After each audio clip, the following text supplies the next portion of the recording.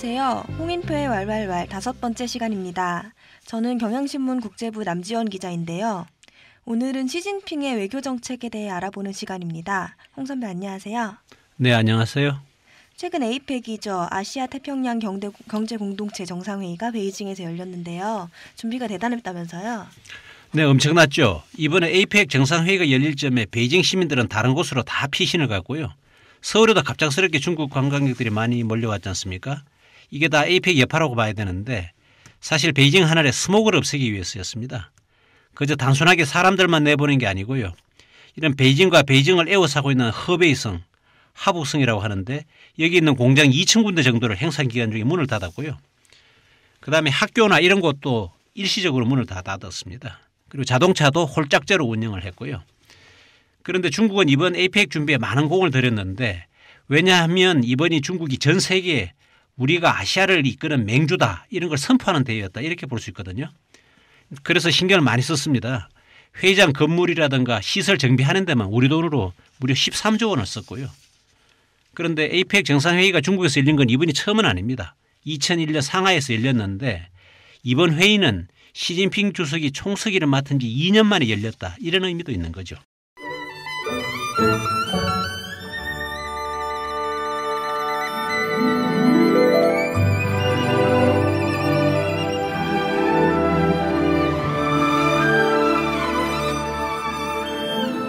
그럼 이번 베이징 에이펙 정상회의 얘기를 좀 본격적으로 해볼까요? 어떨까요? 이번 에이펙 정상회의가 남긴 것이라고 할까 좀 평가를 해주실까요? 네, 역시 예상했던 것 이상으로 중국의 잔치였다. 중국의 동무대로 끝났다 이렇게 할 수 있는데요. 먼저 미중 관계를 한번 살펴보면은 시진핑 주석은 오바마 미국 대통령과 정상회담에서 신형 대국 관계라는 걸 7번이나 언급을 했고요. 그리고 정상회담을 하기 하루 앞서 가지고 중난하이 우리말로 중남해라고 하는데 여기로 오바마 대통령을 초청해서 산책도 하고 만찬을 함께 했습니다. 중난하이는 인工호수인데요. 모두 100헥타르의 엄청난 규모입니다. 이 중 절반이 호수고 나머지 절반이 여러 건물이 서 있는데 그러니까 중국 공산당의 핵심 기구인 중국 공산당 중앙위원회가 있고요. 또 중국 행정부를 대표하는 국무원 판공층이 있습니다. 그리고 시진핑이나 중국을 대표하는 지도자들의 사무실, 사는 곳이 있는 곳이기도 하고요. 이런 중난하이에 오바마 대통령을 초대했다는 것은 그만큼 믿는다 이런 메시지를 전해주는 겁니다. 중난하이 말씀하시니까 중난하이가 되게 오래전부터 황실이 사용하던 항공이잖아요. 홍 선배는 베이징에 오래 계셨으니까 중난하이는 가보셨는지 궁금하네요. 예. 중난하이는 명나라, 청나라 황실이 사용하던 황궁입니다. 그런데 황궁이 자금성만 있는 게 아니고 여러 군데를 사용했으니까요. 그러니까 중난하이도 황실이 사용하던 황궁이다 이렇게 볼 수 있고요. 중난하이는 저는 2번 가봤습니다. 그런데 중난하이라는 것이 중하이 그러니까 중해, 난하이 그러니까 남해로 나누어져 있는데요. 난하이는 중국 공산당 중앙위원회가 있고 중하이는 행정부로 의미하는 국무원이 있습니다. 또 그리고 뭡니까 베이하이라고 북해라고 있는데요. 여기는 일반인들이 유람할 수 있는 공원입니다. 그런데 중난하이 같은 경우는 마오쩌둥, 저올라이, 류샤오치 이런 중국 공산당 옛 지도자들이 쓰던 관저도 있고요. 그런데 막상 그 안에 들어가 보면은 이 베이징의 전통 가옥 형태의 사하본으로 되어 있어 가지고 우리가 생각할 때는 뭐 대단한 것처럼 보이지만 아주 소박하죠. 그렇지만 일반인들은 출입을 할 수가 없습니다.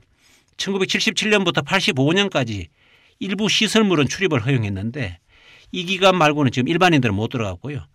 저 같은 경우는 우리나라 외무장관이 와서 그 중국의 원자바 총리 만났을 때 그때 취재차 한번 가봤습니다. 취재차 2번 들어가 봤습니다.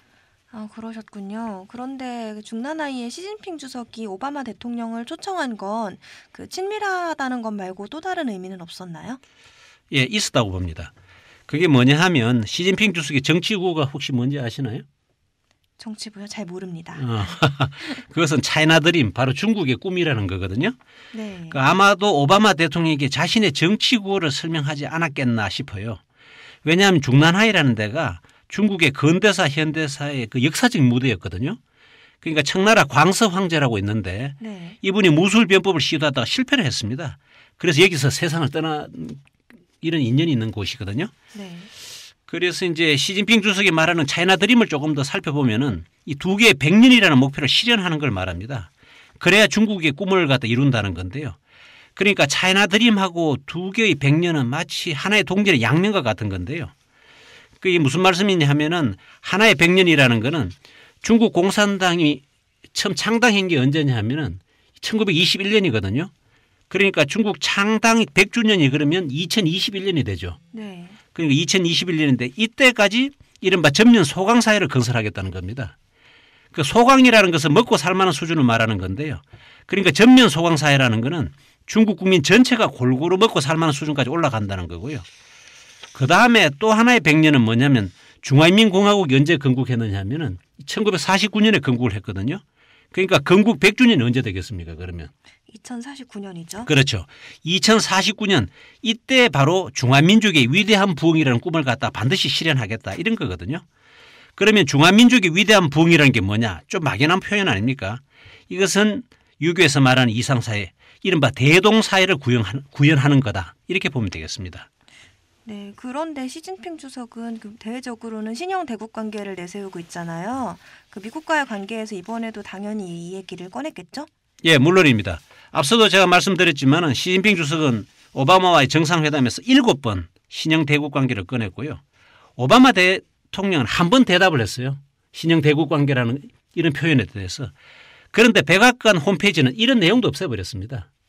이게 뭘 말하느냐 하면은 신형 대국 관계를 말씀드리자면 이 시진핑이 그 2012년에 제안한 건데요.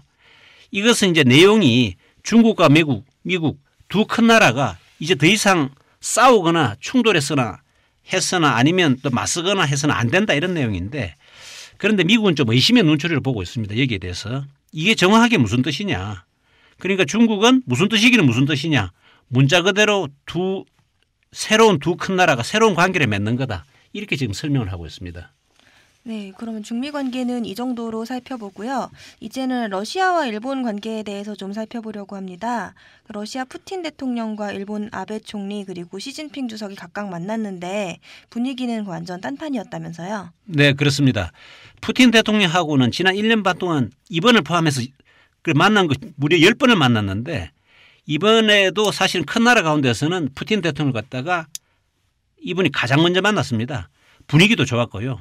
러시아 천연가스 공급 계약도 맺었고 그래서 러시아와 밀월 관계를 갖다가 세계에 과시했다 이렇게 볼 수 있고요. 또 푸틴 대통령 같은 경우는 이번에 야외 행사 중에 시진핑 주석 부인인 펑리위안 여사에게 날씨가 춥다고 담요를 건네주었거든요.